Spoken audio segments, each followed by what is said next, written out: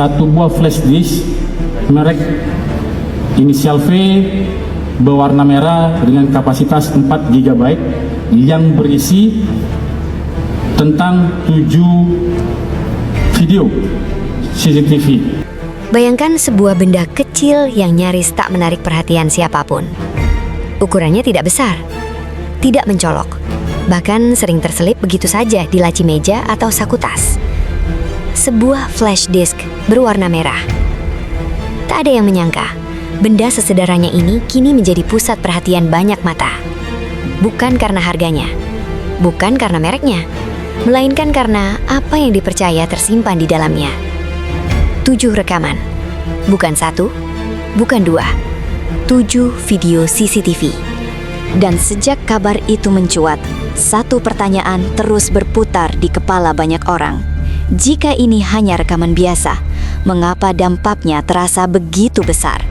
Namun, sebelum cerita ini kita lanjutkan lebih jauh, sebelum spekulasi dan rasa penasaran semakin dalam, pastikan kamu sudah subscribe channel ini. Karena di sini, kita tidak sekadar mengikuti hiruk-pikuk sebuah kasus, tetapi mencoba menenangkan diri sejenak, melihat lebih jernih, dan mengambil hikmah dari kisah hidup yang sedang diuji. Sebab setiap cerita, segelap apapun, selalu menyimpan pelajaran.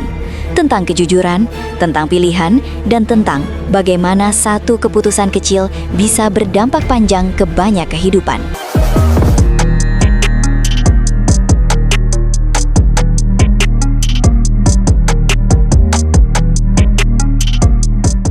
Cerita ini bermula dari sebuah laporan, bukan laporan biasa, melainkan laporan yang menyeret nama-nama yang sudah lebih dulu dikenal publik. Nama Inara Rusli dan Insanul Fahmi kembali diperbincangkan. Namun kali ini bukan karena pernyataan di media sosial, bukan karena potongan wawancara, melainkan karena sesuatu yang lebih sunyi, lebih dingin, dan lebih sulit dibantah. Sebuah benda nyata. Menurut pemberitaan, Wardatina Mawa disebut menyerahkan sebuah flash disk merah kepada pihak kepolisian. Bukan hanya simbolik, bukan hanya cerita lisan, melainkan sebuah benda nyata yang kini berada di tangan penyidik. Di dalamnya disebut-sebut terdapat 7 rekaman CCTV. Dan sejak saat itu, suasana berubah. Percakapan yang tadinya hanya beredar di kolom komentar, pelan-pelan bergeser ke ruang yang lebih serius. Ke ruang yang tak lagi berbicara soal opini, melainkan pemeriksaan dan penilaian. Tidak ada pernyataan resmi yang mengatakan bahwa video itu bocor ke publik. Tidak ada juga konfirmasi bahwa isinya sudah tersebar. Namun justru ketidakjelasan itulah yang membuat rasa penasaran semakin menebal. Karena ketika polisi menyebut akan menggelar perkara, itu berarti benda kecil ini tidak dipandang remeh. Artinya, apapun yang ada di dalamnya dianggap cukup penting untuk diperiksa lebih jauh, dicocokkan dengan keterangan saksi, dan ditimbang dengan sangat hati-hati. Di titik inilah imajinasi publik mulai bekerja. Banyak yang bertanya-tanya dalam diam. Jika hanya rekaman biasa, mengapa jumlahnya sampai 7? Jika tak berdampak apa-apa, mengapa harus diserahkan dalam bentuk fisik? Dan jika tidak signifikan, mengapa proses hukum justru bergerak ke tahap yang lebih serius? Pertanyaan-pertanyaan itu tidak langsung menemukan jawaban. Dan mungkin memang belum waktunya.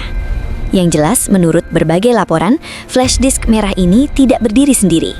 Ia datang bersama dokumen, bersama cerita panjang tentang hubungan, tentang kepercayaan yang diuji, dan tentang luka yang tidak semua orang bisa melihat dari luar. Namun ada satu hal penting yang perlu kita ingat bersama. Sampai hari ini belum ada vonis, belum ada penetapan tersangka, belum ada kesimpulan resmi tentang apa yang sebenarnya terjadi. Yang ada baru satu hal, proses. Dan justru di dalam proses inilah kita bisa belajar sesuatu yang sangat mendalam. Bahwa dalam hidup, tidak semua hal yang kita simpan akan selamanya tersembunyi. Tidak semua yang kita kira aman akan tetap aman ketika waktu mulai membuka satu persatu lapisan kebenaran.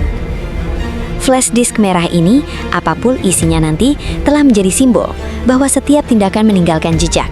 Jejak yang mungkin tidak langsung terlihat, namun suatu hari bisa muncul kembali di saat yang tidak kita duga.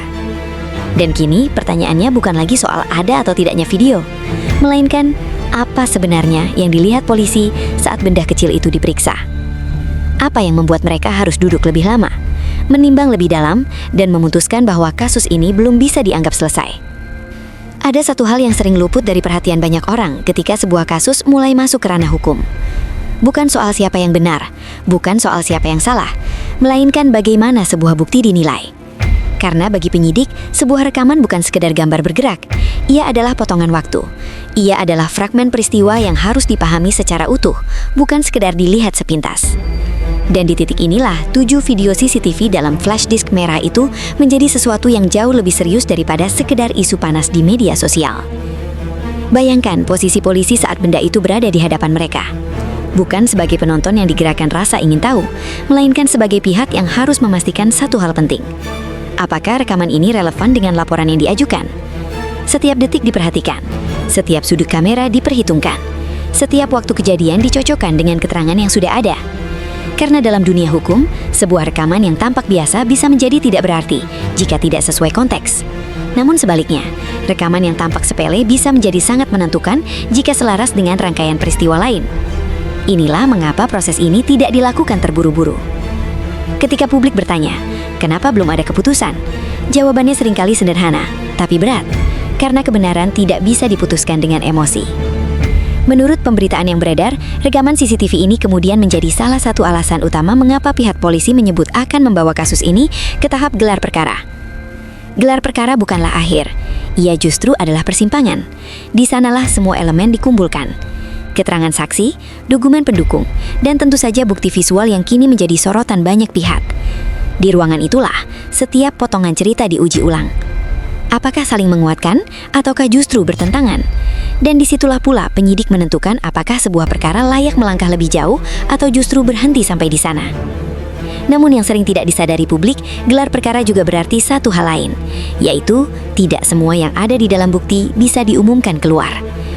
Bukan karena ditutup-tutupi, bukan karena disembunyikan, melainkan karena ada etika, ada hukum, dan ada hak banyak pihak yang harus dijaga. Maka wajar jika hingga hari ini isi detail dari 7 video tersebut tidak pernah dijabarkan secara gamblang. Dan justru disitulah tekanan batin muncul, karena ketika sesuatu tidak dijelaskan, manusia cenderung mengisinya dengan asumsi. Ada yang berprasangka, ada yang membela, ada pula yang memilih menunggu dalam diam. Di tengah sebuah itu, nama-nama yang terlibat tetap berada di bawah sorotan. Setiap gerak-gerik ditafsirkan, setiap kalimat dianalisis, setiap unggahan dikaitkan dengan kasus yang belum selesai. Namun penting untuk kita sadari satu hal. Di balik semua ini, ada kehidupan nyata yang sedang berjalan. Ada keluarga yang terdampak, ada perasaan yang terluka, ada masa depan yang sedang dipertaruhkan. Dan disinilah hikmah mulai terasa lebih dalam, bahwa hidup tidak pernah benar-benar tentang sensasi, ia tentang konsekuensi. Tentang bagaimana satu keputusan di masa lalu bisa menuntut jawaban di masa kini. Tentang sesuatu yang dulu dianggap aman, perlahan berubah menjadi ujian yang tidak mudah dihadapi. Flash disk merah itu kini menjadi simbol. Bukan hanya simbol bukti, tetapi simbol bahwa kebenaran, cepat atau lambat, selalu menemukan jalannya sendiri. Dan sampai saat ini, jalan itu masih terbentang. Belum sampai di ujung, belum menunjukkan arah terakhir. Yang pasti, apapun hasilnya nanti, ia tidak hanya akan menjadi catatan hukum, tetapi juga pengingat bagi banyak orang tentang pentingnya menjaga kepercayaan, kejujuran, dan tanggung jawab dalam setiap langkah hidup. Lalu pertanyaannya kini berubah.